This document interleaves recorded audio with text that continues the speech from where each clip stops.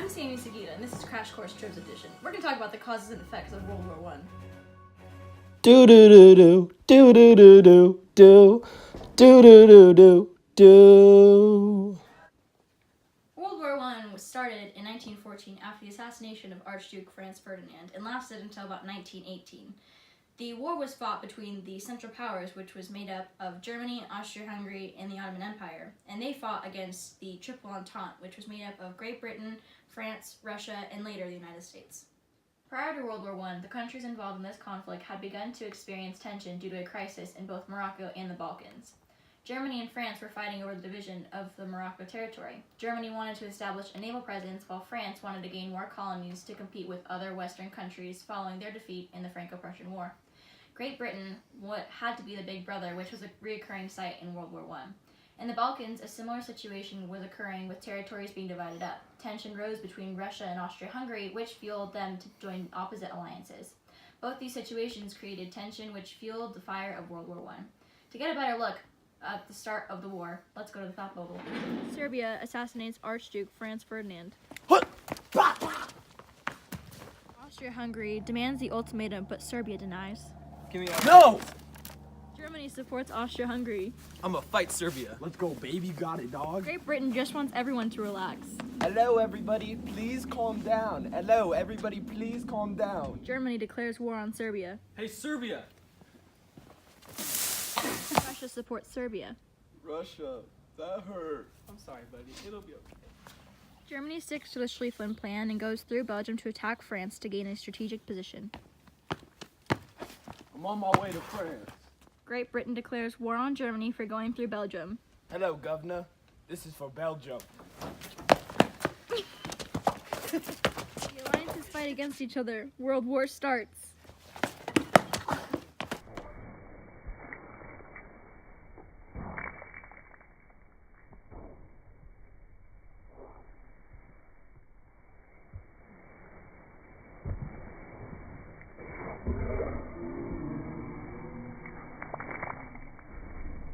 Now that we have seen how the war started, let's look at what changed on the battlefield and at home during these 4 years. On the battlefield, weaponry saw many advancements which influenced the military garb and protection of the soldiers. Weapons like tanks and mustard gas were first introduced, as was trench warfare. Let's take a closer look at the battlefield. World War I was the first war where helmets were utilized to protect soldiers' heads.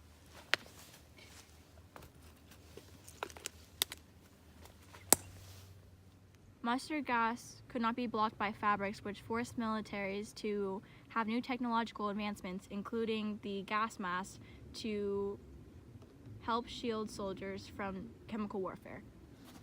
Flop, flop, flop. It's not working. World War I was the first war in which trenches were utilized, and it had a lasting effect on the soldiers. Damn, Colonel Tribble got me digging these trenches 904 every single day.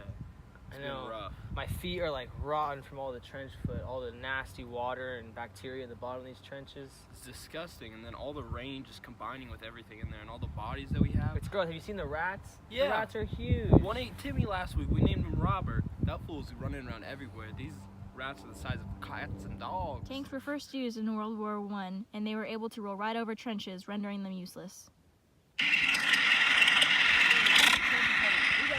Get out of here!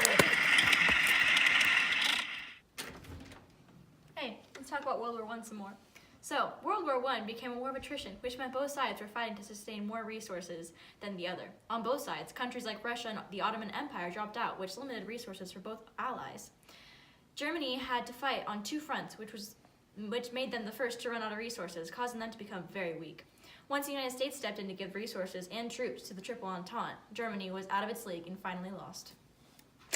As for domestic changes, women in the workforce, as well as food rationing, influenced the countries for many years to follow. Because the men were fighting the war, they had to leave their jobs, which forced women at home to take over in the factories and the farming fields. Women became an important part of keeping the countries afloat with textiles and food. Food rationing was a major part of the lasting effects of the war. The soldiers were the priority for food exports, which made the citizens have to ration food so everyone had enough to sustain basic life. This, for a short period of time, forced the rich to have the same amount of food available to them as the poor because there were no excess goods for anyone. Hey, So, the Treaty of Versailles, which became effective on January 10, 1920, was the official treaty to end the war between Germany and the Triple Entente. Following the end of World War I, the League of Nations was created to help ensure another World War I did not break out. However, we all know how that worked out. Next time in Crash Course Tribs Edition, we will talk about how all these precautionary steps to prevent war failed in the outbreak of World War II.